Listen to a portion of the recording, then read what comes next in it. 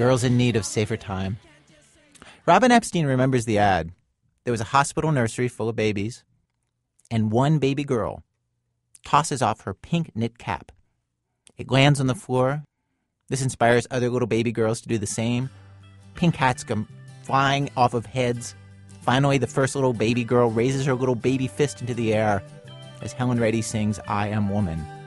I am woman, hear me roar, in numbers too big to ignore. Please, don't stand up in your cars.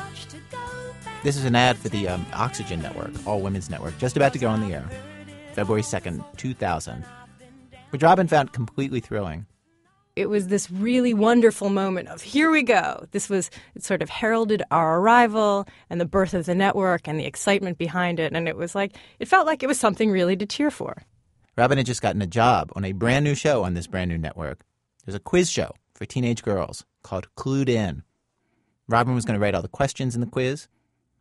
And she did this with a real sense of mission. It just seemed like a fantastic idea for a show to me, which was to get teenage girls on a quiz show and to show the world really how smart they were.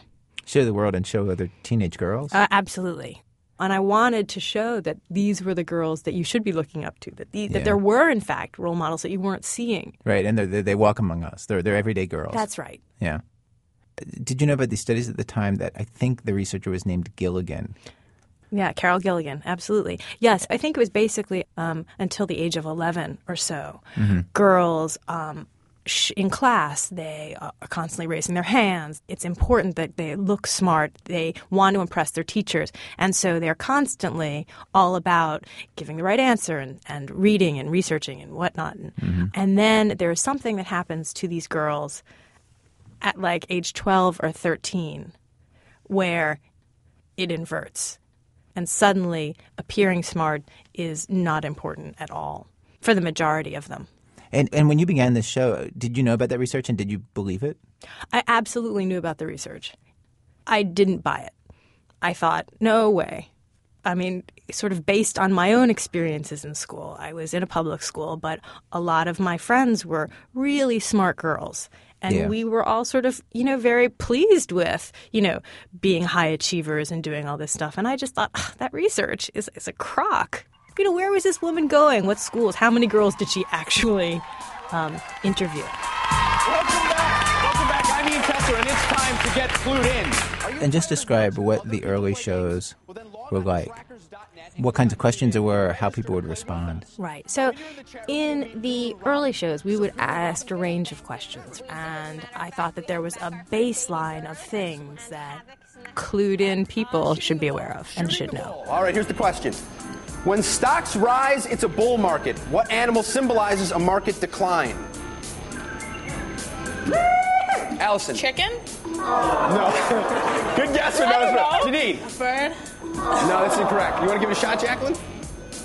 No. No, you don't? You don't want to embarrass yourself? All right, it's a bear. It's a bear market.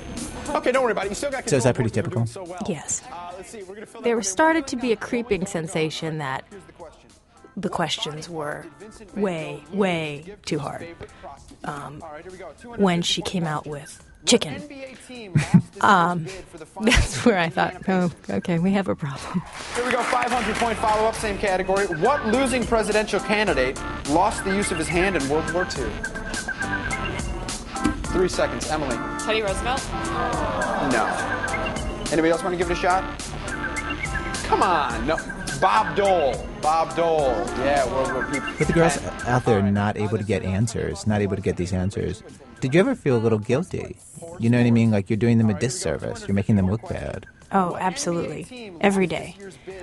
It was one of these things where when they had the blank stares and they were not ringing in on their buzzers, I would sort of sit there and I just had my hand on my forehead, sort of looking down and just feeling like, what have I done? Like, I have put them in this position. It is my fault that they cannot answer, that I am, in fact, not only am I not showing that girls are smart, I have put on the air that girls are stupid. That's really bad. And actually, Lauren, that's wrong, too, so you don't get any points. I'm sorry. All right, Jasmine, are you ready? Here's your first question. Now this is a show on a network for women, and it's aimed at girls. Yes. Why is the host a guy? Yeah, that is a great question. We actually auditioned scores of women to be hosts of the show. Mm-hmm. There was one girl who was possibly a good fit for the show. And she was not really pretty enough to be on TV. Are you serious? Mm-hmm. She was good, but she wasn't just pretty enough? Yes. Even on this sort of pro-woman network?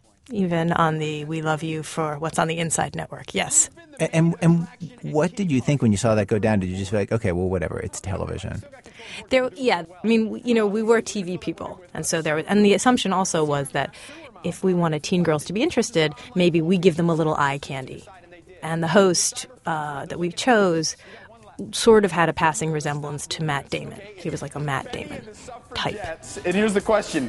What amendment gave women the right to vote? Kosi. There you go, Kosi. It's all you. 8, 9, 14, 15. Come on. 8. 3 seconds. 8, 9. Say 9. The 9th. No, wait. She said 9th. Anybody want to steal? I'm going to guess 14th. That's incorrect. It's the 19th Amendment.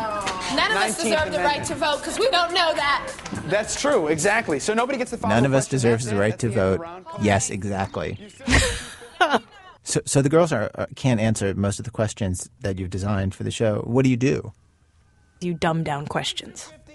You give them things that anyone of any age, of any mental capacity, could possibly answer.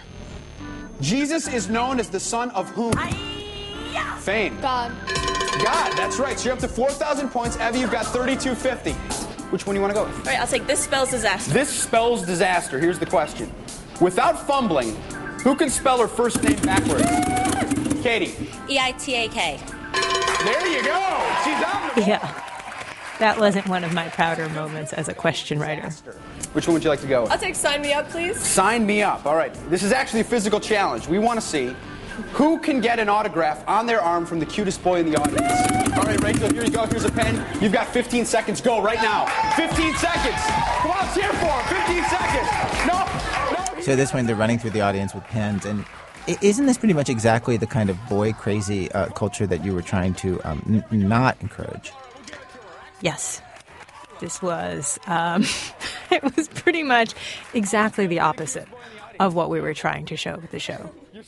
And that did kind of make me sad that, that here are these, they're the ones who are on air and who should be the role models. And it was pretty disappointing to realize that even though we were trying to find them and to show this, we were failing at it. What would be your dream car? I guess my dream car would be a Mustang. A Mustang, like a new one or an old one? Whatever. Like, probably. And so when you got into this, your whole idea was like, okay, let's show how smart girls are. And at the end of this experience, how did you feel? I felt girls are dumb. Girls are dumb. Girls are dumb. Just listen to yourself. I know. This experience remains one of these things that I'm not entirely sure how to explain.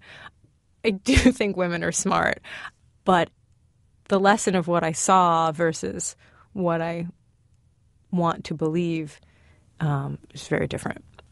But is it possible the girls were smart, but just not smart in a way that could be made apparent in a trivia quiz? Yes.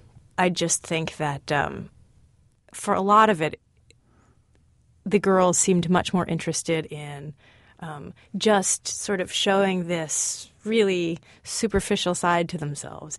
That it was all about sort of what they looked like, and it was all about how they were presenting themselves, as opposed to what was more on the inside or what seemed like good things to achieve. And well, I wonder if it just like in the end your mistake was you just thought more people were like you than really are, and that's kind of that's the mistake that runs the world, basically.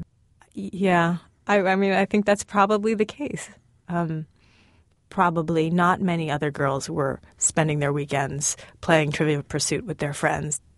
But I no longer feel like it is mine to try and improve sort of the quality of girls. That was maybe an idealistic something that I had in my 20s. And Because you don't think they need it, or because you think it's hopeless? because I'm not sure it's possible. Yeah. Yeah, I'd like not to use the word hopeless, but Yeah. hard, certainly. I don't know what can. I mean, I think there's just that. I mean, I think that there can be a role model per se that maybe could have this influence, but it's not a game show. Just coming up with a quick fix or a quick answer or ringing in for something at the buzzer doesn't seem like the long-term solution. Robin Epstein in New York.